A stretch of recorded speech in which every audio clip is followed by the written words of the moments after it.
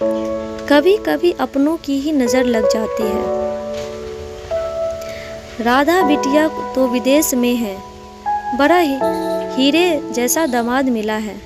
बहुत ध्यान रखता है, सार बहुत प्यार करता है और घर के कामों में भी मदद करता है। बताओ भला विदेश में रहने वाला लड़का भी घर में हाथ बटाए, इससे ज़्यादा सुख और क्या मिल सकता है। राधा को यह तो बड़ी अच्छी बात है भाभी जी।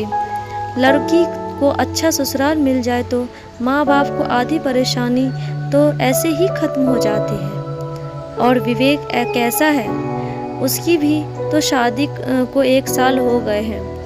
कोई गुड न्यूज़ नहीं है। विवेक अच्छा है और मोनिका भी। गुड न्यूज़ भी मिल जाएगी, इतनी भी जल्दी नहीं है मुझे। बच्चे हैं, फिर घूम ले, एक दूसरे को समझ ले, फिर तो बच्चे और गृहस्थी को संभालना ही है। वैसे भी हमें कोई दिक्कत नहीं है, हम तो आराम की ज़िंदगी जी रहे हैं।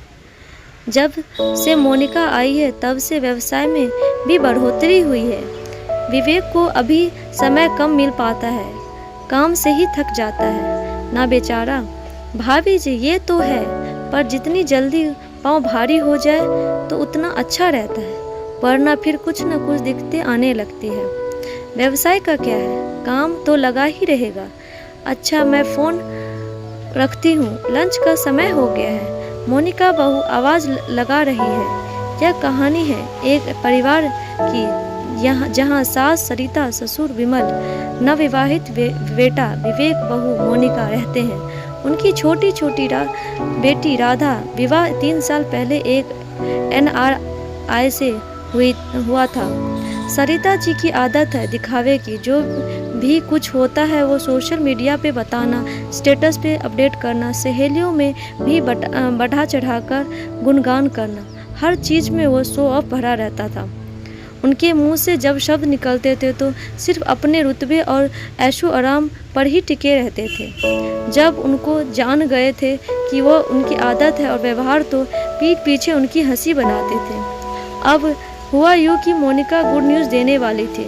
सभी रिश्तेदारों के बधाइयों के लिए फ़ोन आता था और मोनिका को ध्यान रखने के लिए बोलते थे कि यह समय बहुत नाजुक होता है बच्चे और माँ दोनों के लिए, तो ज़्यादा से ज़्यादा आराम करो, अच्छा और सेहतमंद खाओ ताकि बच्चा स्वस्थ पैदा हो। यह खुशखबरी जितना हो सके कम लोगों बताओ और घर से बाहर भी कम निकालो, नज़र लग जाती है। मोनिका की यह बात सब नया सा था, तो वह जैसा जो बताता करती जाती थी। इधर सरिता जी तो दादी बनने की खुशी में सोशल मीडिया पे और ना जाने कहाँ गुड न्यूज़ की खबर डाले पड़ती थी। विमल जी ने जब देखा कि गुस्साए कि यह सब चीज़ें सबको समय आने पर बताई जाती है। घर के बुजुर्ग कह गए कि सबको बताने से नज़र लग जाती है। खुशियाँ अरे मैं तो अपनों को ही बता रही हूँ, उसमें कैसी नज़र, अपनों की तो दुआ लगती है, कोई हमारा बुरा थोड़े ना चाहेगा। सरिता जी कभी कभी अपनों की भी नज़र लग जाती है। यह समय बहुत संभल कर रहने वाला होता है। आपसे मैं एक विनती करूंगी कि अब प्लीज़ कहीं भी किसी को भी ना बताएं। जब कुशल से सब कुछ हो जाएगा हम बड़ी ग्रैंड पार्टी रखेंगे, आप दिल खोल के सबको बुलाइएगा।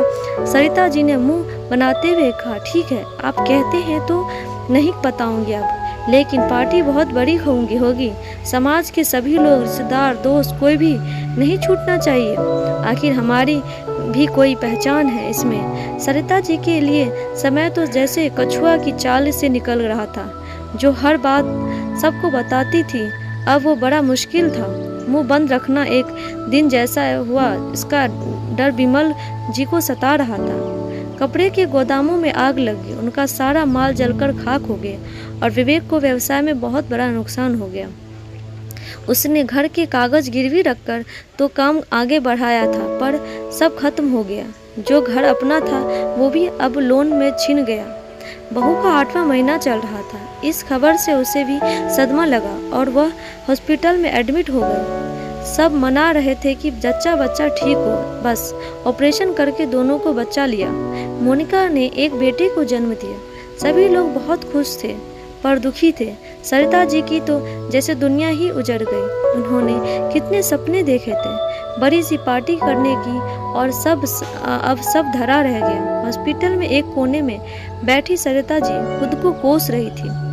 अगर वह सब जगह ना गाती, सावधानी बरतती और दिखावे ना रहती तो नज़र नहीं लगती। विमल जी ने उनका ढांढस बंधाया और बोले, जो हुआ सो हुआ, हम सब साथ हैं और बच्चा भी सलामत है। इससे ज़्यादा क्या चाहिए? रुपया पैसा तो फिर कमा लेंगे अगर आप हमारे साथ हैं। सरिता जी बिलखते हुए अपने आंसू को छिपाती हुई विमल के गले लग गई और बोली, अब मैं खुद को बदल लूँगी। दादी जो बन गई हूँ। बाकी सभी लोगों की हंसने लगे। हमें बहुत सोच समझकर कदम उठाना चाहिए। खुशियों का नज़र लगते ही देर नहीं लगती। अपनी खुशी को कम से कम जाहिर करें ताकि किसी की बुरी नज़र ना लगे आपके परिवार और रिश्तों पर। वैसे ही सोशल मीडिया और स्टेटस पे डालना उतना ही ज़रूरी नहीं जितना आपस में खुश रहना है। Like, subscribe, share my channel. Thank you so much. Thanks for watching.